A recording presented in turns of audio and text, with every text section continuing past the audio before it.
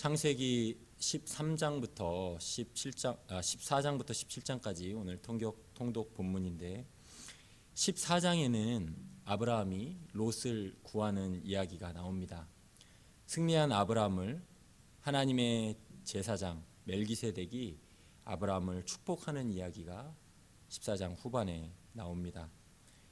그리고 15장에 오면 승리한 아브라함에게 여호와께서 말씀으로 찾아오셔서 언약을 맺으시는 이야기가 이어집니다. 그리고 16장에서 언약을 맺은 아브라함이 불신앙으로 사라의 여종 하갈을 통해 이스마엘을 낳는 이야기가 나옵니다. 그리고 17장에 여호와께서 99세 된 아브라함에게 다시 나타나셔서 언약의 표징으로 할례를 주시는 그러한 이야기가 오늘 통독 본문의 주된 이야기입니다. 하나님은 우리와 언약 맺기를 기뻐하십니다. 하나님은 사람을 창조하셨을 때부터 아담과 언약을 맺으셨습니다. 창세기 2장 17절에 선악을 알게 하는 나무의 열매는 먹지 말라. 네가 먹는 날에는 반드시 죽으리라. 이렇게 말씀하십니다. 네가 먹지 말라.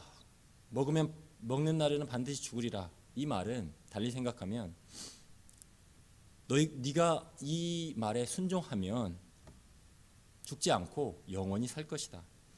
순종하면 영원한 생명을 얻게 될 것이다. 라는 것이 성경 전체의 이해입니다. 창조주가 피조물에게 이러한 약속, 이러한 언약을 주실 의무가 전혀 없음에도 불구하고 이렇게 언약을 주신 것 자체가 은혜인 것입니다. 원래대로 한다면 피조물은 그를 지으신 창조주께 그저 로봇처럼 기계처럼 순종해야 할 뿐인 것입니다. 그러나 우리의 첫 조상 아담은 이러한 은혜로 언약을 맺으신 하나님을 배반했습니다. 그리고 하나님과의 약속을 깨트렸습니다. 그 결과로 인류의 죽음이 들어오게 되었습니다. 그럼에도 불구하고 하나님께서는 끊임없이 인간들을 찾아오셔서 자신의 언약을 알려주시고 그 언약 속으로 우리를 초대하십니다. 이번 주 화요일에 우리가 함께 말씀으로 들었던 것처럼 읽었던 것처럼 노아에게 찾아오신 하나님, 노아 언약으로 무지개로 그렇게 다시는 내가 물로 이 인류를 멸하지 않겠다 언약을 확인하십니다. 그리고 어제와 오늘 우리가 만나는 아브라함에게 다시 찾아오셔서 하나님께서 언약을 맺으십니다. 오늘 읽은 15장 1절 말씀에 이후에 여호와의 말씀이 환상 중에 아브라함에게 임하여 이르시되 아브라함아 두려워하지 말라. 나는 내 방패요 너의 지극히 큰 상급이니라. 이 말씀으로 하나님께서 아브라함에게 다시 찾아오십니다. 이후에라는 말은 이 전에 있던 이야기, 즉 14장에서 아브라함이 롯을 구하는 그 전쟁의 이후에 있었던 이야기를 말하고 있는 것입니다. 롯을 구하는 전쟁에서 승리하고 돌아온 일 후에 여호와께서 말씀으로 아브라함을 찾아오십니다. 아브라함은 전쟁에 승리한 기쁨도 있었겠지만 그 전쟁, 그 왕들을 물리친 전쟁 이후에 어쩌면 전쟁의 보복으로 인해서 마음이 두려웠을 것입니다. 아브라함의 이러한 복잡한 마음 가운데 하나님이 먼저 말씀하십니다. 두려워하지 말라. 얼마나 우리가 이 새해를 시작하면서 하나님 아버지께 듣고 싶은 말씀입니까? 두려워하지 말라. 그제 첫째 찬미를 하나람 여기 초등학교에 전학을 시켰습니다. 이사를 하고 여러 가지 수속 전입 신고도 하고 나서 이제 드디어 전학을 시켰습니다. 사실 여기 올 때는 아내하고 이제 신앙 교육을 위해서 홈스쿨링을 한번 우리가 기도해 봅시다라고 이야기를 하고 그렇게 이제 왔는데 막상 와서 이제 찬미의 하루 일과 그리고 저와 아내 이제 자녀 넷을 돌보면서 여러 가지 이제 하는 상황들을 보니까 학교를 보내야겠다. 네, 그런 마음이 들어서 이제 학교에 이렇게 보냈습니다. 근데 보내고 나니까 물론 기도했습니다. 근데 보내고 나니까 너무 성급하게 결정하지 않았나? 너무 부모의 편의대로 그냥 학교에 이렇게 떠넘긴 게 아닌가? 라는 좀 자책감이 들었습니다. 그리고 학교에 돌아온 아이에게 물었습니다. 오늘 학교 어땠냐? 반에서 일어났던 좀 어두운 얘기를 해주는데 마음이 무거웠습니다.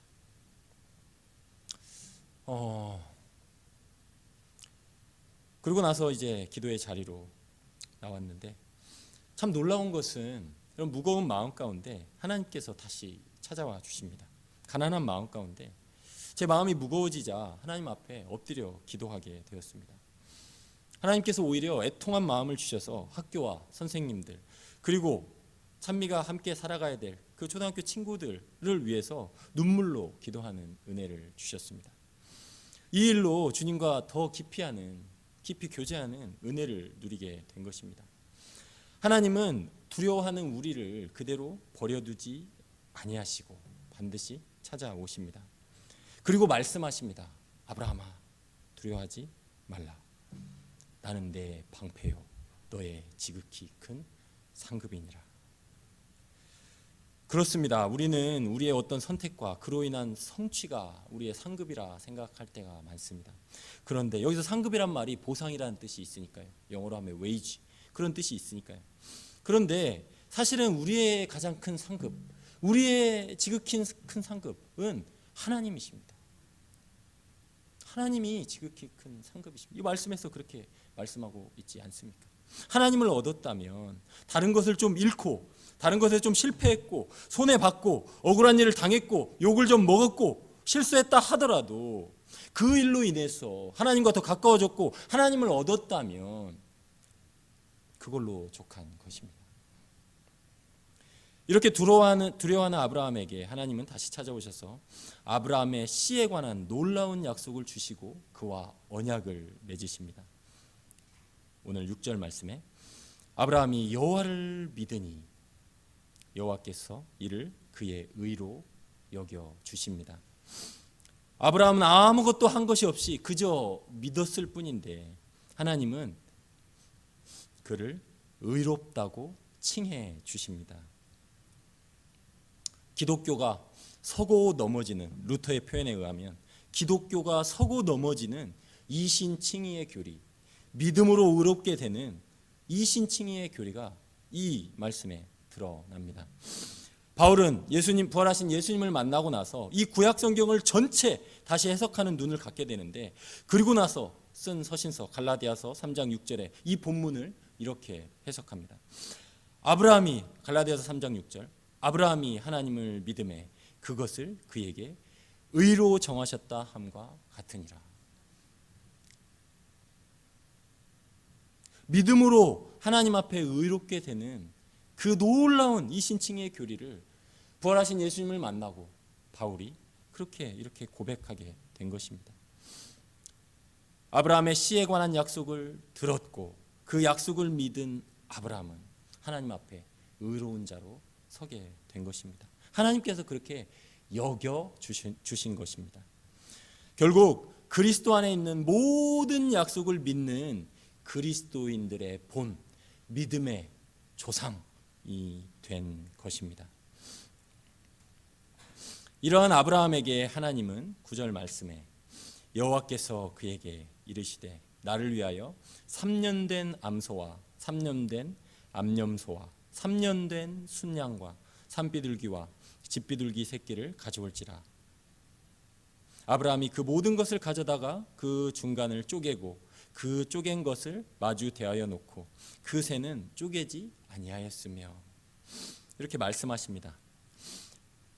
우리가 지금 이 시대에 보기에 잘 이해되지 않는 구약의 언약 체결, 계약 체결 의식을 보여주고 있습니다.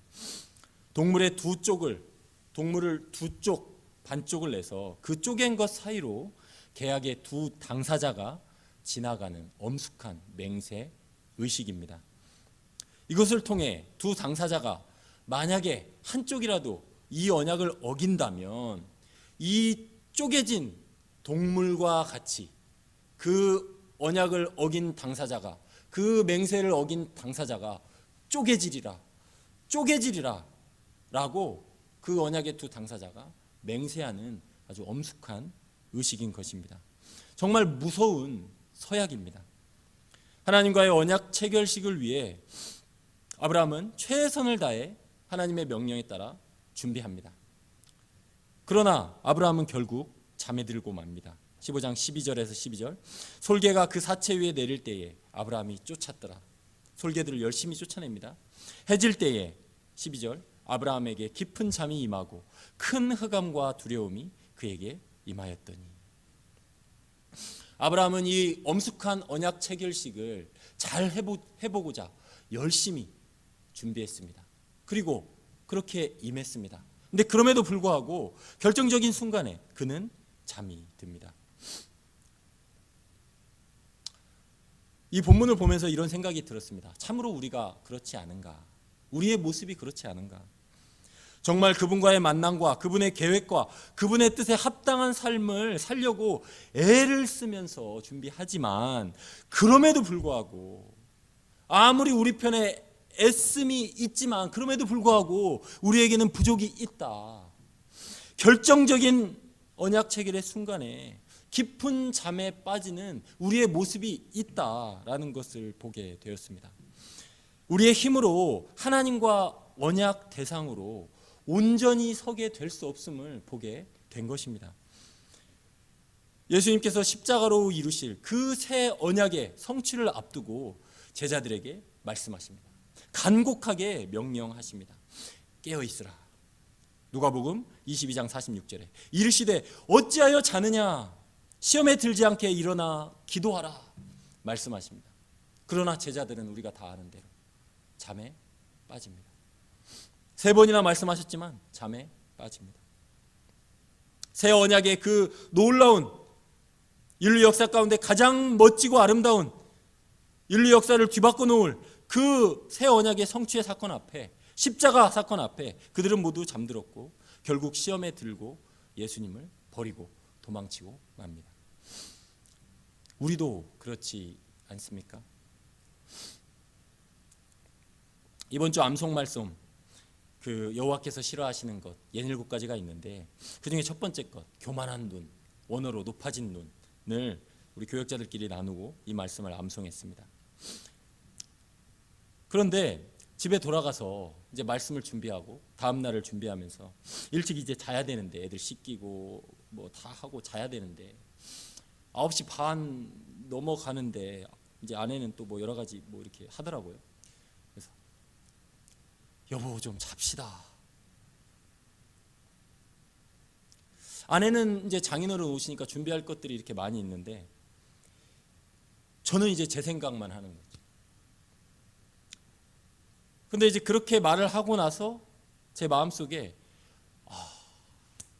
내가 교만한 눈을 가진 자구나 하는 생각이 들었습니다. 그런 마음을 주셨습니다. 나만 생각하는구나. 내가 피곤하니까 내 일이 먼저니까 가족 구성원들 모두가 나한테 다 맞춰줘야 되는구나 하는 생각이 들었습니다. 최선을 다해 말씀을 들었고 새벽 기도에서 눈물로 기도했고 여러 가지 일들을 했지만 그럼에도 불구하고 우리의 형편은 하나님의 언약 대상자로서 뭔가 부족한 그러한 모습이 있다는 것입니다. 우리의 형편은 주님의 구원이 필요한 존재라는 사실을 발견하게 됩니다. 단순히 우리를 잘 할 수 있도록 도와주시는 그런 차원의 주님이 아니라 우리를 죄의 수렁에서 완전히 건져주실 분이 필요한 것입니다. 하나님과의 이 신실하신 언약을 온전히 성취해 주실 그 분이 우리에게 필요한 것입니다. 그래서 하나님께서는 본문을 이어가십니다. 17절 말씀, 해가 져서 어두울 때에 연기 나는 화로가 보이며 타는 횃불이 쪼갠 고기 사이로 지나더라.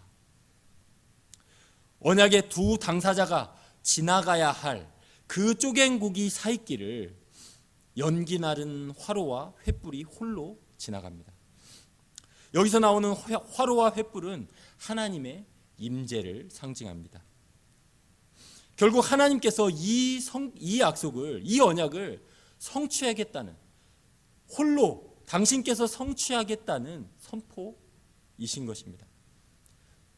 그리고 이 약속을 깬 당사자는 이 쪼갠 고기와 같이 쪼개질 것인데, 그 또한 아브라함이 지나가지 못하게 하심으로 당신께서 모든 책임을 뒤집어 쓰시겠다는 하나님의 그러한 표현이신 것입니다. 결국 이 언약은 아브라함과 그 후손들이 하나님을 배신하여 하나님의 약속을 깨뜨리고 그렇게 하나님 앞에 돌아설 것을 아시고 하나님께서 이 쪼갠 고기처럼 찢겨져야 될 상황을 염두에 두시고 이 언약을 그렇게 행하신 것입니다. 두 당사자가 계약을 체결했고 계약을 했는데 그 두 당사자의 계약서 내용을 보니까 두 당사자가 해야 될 책임과 의무, 언약에 대한 모든 내용들이 신실하게 들어있는데 마지막 두 당사자의 이름이 적혀있는 사인란에 혈서로 하나님의 이름만 사인이 되어 있는 것입니다. 아브라함의 이름은 없는 것입니다. 언약의 당사자로 참여는 했지만 책임을 져야 될 그 사인란에 하나님의 피로 적혀진 혈서 사인만 기록되어 있는 것입니다. 이것이 바로 예수님의 십자가의 죽으심입니다. 언약을 깨트린 그 책임을 예수님께서 자기 피로 자기 몸을 찢으셔서 그렇게 이루신 것입니다. 그의 찢기심으로 우리의 책임을 온통 뒤집어 쓰셨을 뿐만 아니라 당신의 언약에 끝까지 신실하셔서 우리를 붙드신 하나님, 이것이 하나님의 열심, 하나님의 신실하심이십니다. 그분이 바로 그리스도 안에서 우리의 소망이 되십니다. 올 한 해 예수님께서, 하나님께서 아브라함과 맺으셨던 이 언약의 장면을 기억했으면 좋겠습니다. 그 쪼갠 고기로 홀로 지나가신 하나님, 그 쪼갠 고기 사이로 홀로 지나가신 하나님, 이 장면을 기억했으면 좋겠습니다. 언약에 신실하신 하나님, 언약의 당사자인 우리가 언약을 깰 줄 아시고 예수 그리스도의 찢기심을 통해 모든 책임을 감당하신 우리 주님을 찬양하는 한 해가 되었으면 좋겠습니다. 그분의 열심을 신뢰하는 한 해가 되었으면 좋겠습니다. 그분의 언약을 기억하며 깨어 기도하는 한 해가 되었으면 좋겠습니다. 그분의 언약적 신실하심은 우리가 때로 언약을 잊어버리고 일부러 고의로 깨뜨렸을 때조차도 여전히 유효합니다. 그분은 여전히 우리에게 신실하십니다. 그러니 계속해서 주님께 돌아와 그분을 찾고 그분께 매달리는 한 해가 되었으면 좋겠습니다. 하나님의 약속을, 하나님과의 약속을 못 지켜서 마음이 아프십니까? 그래도 그분을 찾으시기 바랍니다. 그분은 여전히 우리에게 신실하시며 우리를 기다리고 계십니다. 예레미야서 29장 13절 말씀, 너희가 온 마음으로 나를 구하면 나를 찾을 것이요 나를 만나리라. 아멘.